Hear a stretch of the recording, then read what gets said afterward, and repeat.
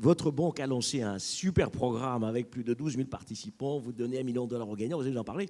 Mais quelles sont les qualités intrinsèques, finalement, qui font que quelqu'un peut réussir en Afrique, un entrepreneur peut réussir en Afrique, à travers tous les exemples que vous voyez dans le cadre de votre programme?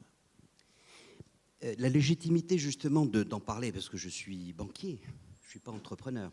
Mais en revanche, l'entrepreneuriat est dans l'ADN de ce groupe, puisque son fondateur, en tant que groupe privé, est un entrepreneur qui a sans doute entrepris depuis 6 décennies. C'est un jeune homme de 84 ans et qui continue d'entreprendre. C'est le président-directeur général, M. Atsman Benjeloun. Non, notre légitimité procède du fait, et je vais parler des qualités intrinsèques, que nous avons 2 initiatives majeures dans le domaine de l'entrepreneuriat. La première, c'est que nous avons lancé un observatoire de l'entrepreneuriat qui est un portail, qui est un lieu de rencontre, qui donne des formations certifiantes essentiellement pour les petites et moyennes entreprises, et pour aller vite. Et puis ce fameux prix qui a été lancé en novembre 2014 à l'occasion du sommet mondial de l'entrepreneuriat, une initiative du président Obama qui s'est déroulée à Marrakech et où donc le président Benjeloun a annoncé le lancement d'un prix d'1 million de dollars. Alors depuis, et je arriverai aux qualités intrinsèques, il y a eu, vous l'avez dit, 12 000 entrepreneurs qui ont donc candidaté procédant de 132 pays, c'est-à-dire les 54 pays africains plus le reste dans la diaspora. Et ils sont mentorés, coachés, c'est un des secrets de réussite, par 270 mentors contre 0 €. 0 €, c'est-à-dire qui donnent leur temps, qui sont des gens procédant des milieux des incubateurs, des private equity, des investisseurs, des business angels, et qui donc est dans 3 domaines, l'éducation, l'environnement et le domaine inexploré.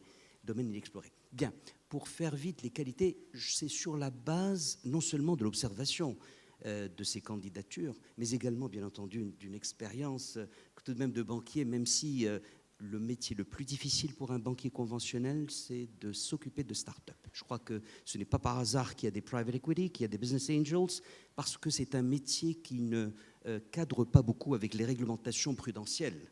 Quand vous avez au premier quasiment dirham ou euro d'impayés, vous commencez à provisionner, j'exagère à peine. Donc si vous voulez, heureusement qu'il y a des véhicules qui sont plus appropriés à l'entrepreneur. Alors quelle qualité? Moi j'ai pensé à une méthode 5-5 en réfléchissant, en venant à cette conférence. Pour parler, j'aurais vu pour ma part 5 en tant qu'intrapreneur. Intrapreneur, si vous voulez, ce serait 5 qualités. Je crois qu'il est essentiel, si vous voulez, que l'on puisse imaginer qu'un entrepreneur devrait gérer le temps. Parce qu'il y a de l'incertitude dans les revenus, il y a de l'incertitude, il y a la gestion du stress. Je crois qu'il est fondamental d'être totalement, comment dirais-je, engagé dans son projet. Il y a également, si je voulais reprendre mes notes, si vous voulez, la maîtrise du temps. Il y a également, et c'est fondamental, et ça a été dit par mes collègues, développer les capacités de persuasion, de vente, de communication, parce que vous avez en face de vous un banquier ou un private equity ou un client ou n'importe quelle partie prenante. On ne doit pas sous-estimer cela, c'est fondamental si c'était une qualité intrinsèque. Il y a très certainement, et on l'a vu à travers, et j'espère véritablement que vous ayez l'occasion à un moment de voir le film qui raconte notre histoire et qui raconte l'histoire de ces entrepreneurs, de ces lauréats. Il y a l'audace, il y a je dirais le risque calculé, je dirais le courage intelligent. Le risque, ce n'est pas le danger, c'est voir les scénarios des dangers et prendre sa décision. Je crois qu'il est fondamental que l'entrepreneur ait cette audace et ce risque calculé. La 4e qualité intrinsèque, c'est l'écoute, l'empathie. Parce que comment voulez-vous vous adapter à la réalité, adapter votre produit, votre service, votre projet, si vous ne vous mettez pas à la place de la partie prenante, que ce soit le client, que ce soit l'administration, que ce soit, etc. Et enfin, et vous l'avez dit, je crois le président Aka, vous l'avez dit, je crois qu'il est fondamental, la persévérance. J'adore ce proverbe japonais qui dit « tomber 7 fois, se relever la 8e ». Moi, j'aurais 2 formules provocatrices. La première, c'est de dire que le plus grand véhicule du succès, c'est l'échec. C'est savoir, c'est tirer le meilleur de son échec, c'est-à-dire tirer l'enseignement, et puis un autre serait le succès, ou plutôt l'échec. L'échec, ça serait un succès en devenir. Je crois qu'il faut effectivement. Et puis, si on devait quitter ces qualités intrinsèques, je crois qu'il est fondamental de regarder les qualités, pas les qualités, je dirais les attributs qu'on devrait regarder dans les modalités de l'entrepreneuriat ou dans les domaines de l'entrepreneuriat. D'abord, j'ai vu que la Banque africaine de développement est n'est-ce pas, est sponsor de cet événement. Je crois que le président Adesina avait évoqué 5 highs qui sont nourrir, éclairer, intégrer l'Afrique, améliorer la qualité de vie des Africains. Il y avait un 5e, moi je dirais un 6e. D'abord, avant d'arriver au 6e, ça serait de s'inspirer de toutes ces grandes priorités africaines qui donnent le champ des possibles pour, si vous voulez rejoindre un écosystème, si on a des idées à rechercher un écosystème dans le cadre de ces 5 priorités.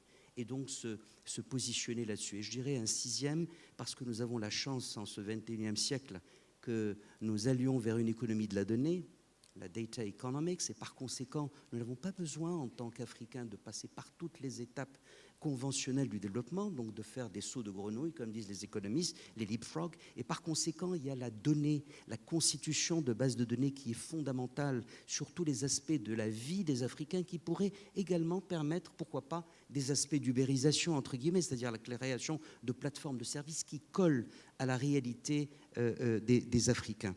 Je disais donc, il faudrait qu'il y ait une composante technologique collée à la réalité, aux priorités africaines, collée aux réalités africaines, c'est-à-dire ne pas faire l'économie de la véritable étude très terrain de ce qu'il y a lieu de voir, c'est-à-dire écouter ses clients potentiels, ne pas hésiter à faire du market research fondamental. Et puis si je devais terminer sur une... Ah oui, il s'agit je crois que vous l'avez dit, Président Ka, je suis tout à fait, on le voit à partir de nos lauréats, c'est vraiment collé à son idée première, ne jamais l'oublier, ne pas vouloir passer son temps à être devant le banquier. En d'autres termes, essayer de mutualiser l'intendance. Et l'intendance, dans ce cas de figure, ce n'est pas péjoratif. C'est l'aspect légal, fiscal, juridique. Il faut trouver la possibilité de rejoindre des incubateurs quand c'est possible. Et enfin, le dernier, ça serait se définir des objectifs. Et nous y éveillons en coachant nos lauréats, des objectifs atteignables, c'est-à-dire la réussite devra se faire pas à pas, ne pas aller dire je vais conquérir l'Afrique, même s'il faut garder, on doit réfléchir big et agir pas à pas, c'est-à-dire faire en sorte qu'on puisse avoir des quick réalisations, si vous me permettez. Voilà, si je devais dire les 5 qualités, puis les 5 domaines, ou les 5, je dirais, ingrédients qui sont plus liés au domaine et aux modalités de l'entrepreneuriat, ça serait la recette 5-5.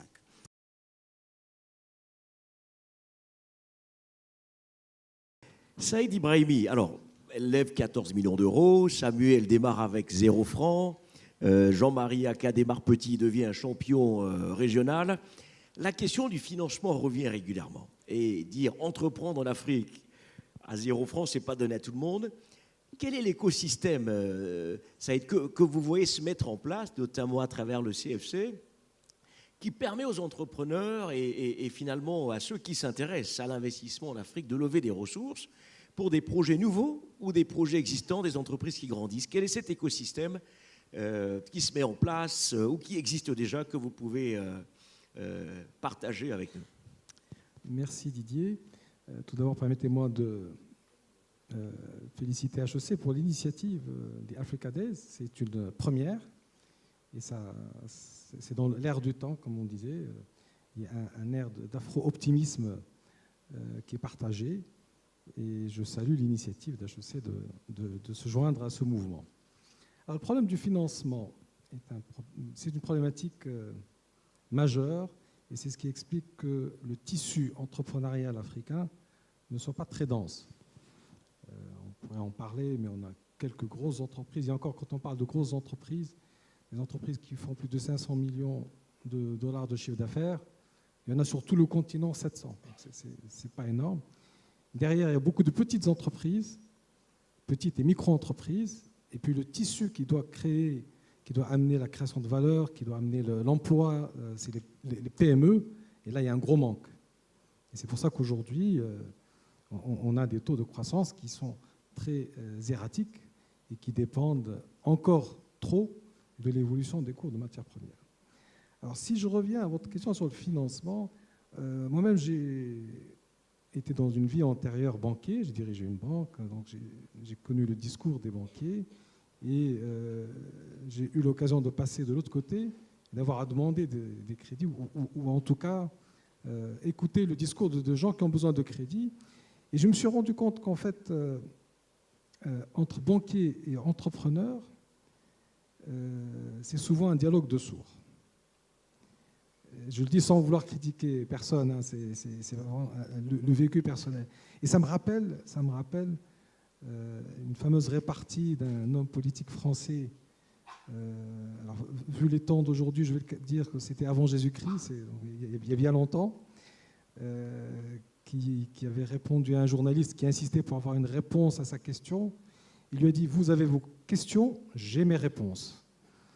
Et entre l'entreprise et la banque a ses exigences, et le client, l'entreprise a ses besoins, mais ça matche très peu. Et c'est ce qui fait qu'aujourd'hui, on a à peine 20-22% des entreprises africaines qui sont financées par les banques. C'est extrêmement faible. Et dans ce financement, en fait, on se rend compte que l'essentiel du financement est intermédiaire. C'est principalement le financement bancaire. Les marchés de capitaux ne jouent pas le rôle, pas encore, ils sont trop petits aujourd'hui. Donc là, c'est une vraie problématique pour l'entreprise. Et ce que nous avons essayé de faire au niveau de CFC, alors CFC en quelques mots, nous sommes un hub économique et financier dédié aux grands groupes internationaux qui souhaitent se déployer sur l'Afrique. Nous nous positionnons comme l'une des portes d'entrée vers le continent africain et nous avons constitué au sein de notre écosystème un ensemble d'entreprises autour des institutions financières au sens large, des services professionnels, ainsi que des sièges de multinationales qui se déploient depuis Casablanca sur toute ou partie de l'Afrique. Alors, dans notre écosystème, nous avons un focus sur tout ce qui est banque d'affaires, bien sûr, assurance, réassurance, mais surtout, private equity.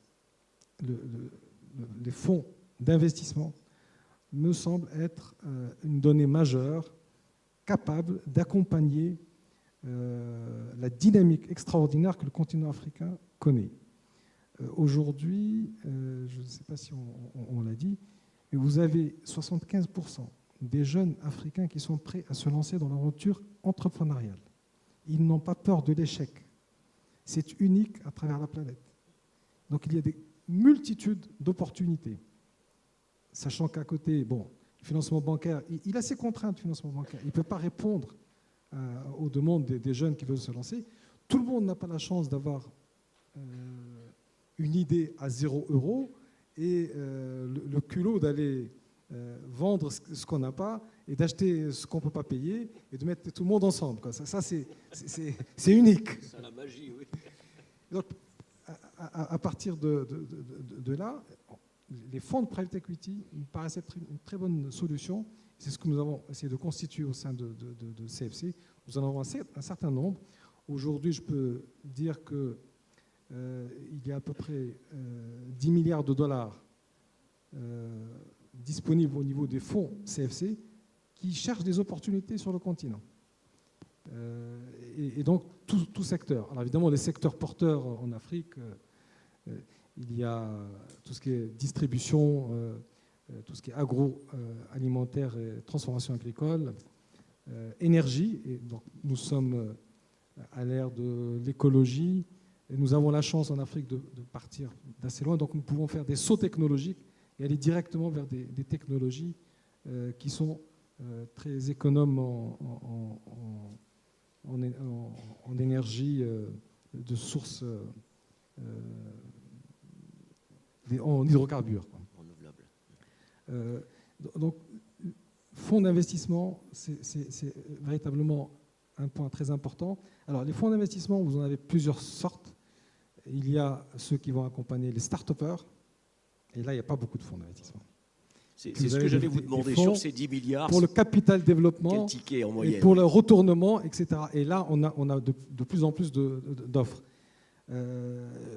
Objectivement, les fonds que nous avons au niveau de CFC vont s'adresser à des tickets intermédiaires. Sur la cartographie des grands fonds internationaux, les Carlyle, les KKR, etc., ils cherchent des tickets minimum de 100 millions de dollars. En Afrique, vous en avez 1-2 par an et encore. Exactement. Les fonds que nous avons ramenés à CFC vont aller sur des tickets beaucoup plus modestes. Ça va aller de 1 million de dollars ou d'euros à 50, 60, 70 millions d'euros. Donc ça fait une jonction. Mais pour les besoins des jeunes entreprises, des jeunes entrepreneurs, l'offre n'est pas encore tout à fait adaptée. Et il faut qu'il y ait un accompagnement au niveau des États, des différents États du continent. Quand je dis un accompagnement, je vais citer l'exemple d'un fonds que le Maroc est en train de lancer avec l'aide de la Banque mondiale. C'est un fonds innovation qui est ouvert aux entreprises marocaines, mais aussi africaines, si elles veulent s'implanter à Casablanca. Et ce fonds, l'État va garantir 60% de l'investissement dans chacune des cibles du fonds. Donc ça permet de lisser un petit peu le risque. Et en même temps, comme c'est l'État, il va renoncer à ses dividendes jusqu'à ce que les privés aient un niveau de rémunération minimum. Donc ça, ce type d'initiative me paraît extrêmement intéressante. Il faudrait les multiplier et permettre de la sorte aux jeunes entrepreneurs africains c'est une vraie dynamique qu'ils puissent s'exprimer. Pour un qui réussit avec 0 €, combien d'autres n'ont pas pu le faire parce qu'ils n'ont pas eu accès au financement? Absolument. Donc il faut éviter ça.